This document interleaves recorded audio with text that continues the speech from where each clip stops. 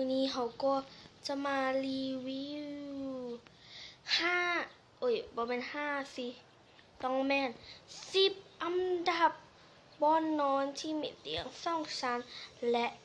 แปลกแนวเนาะ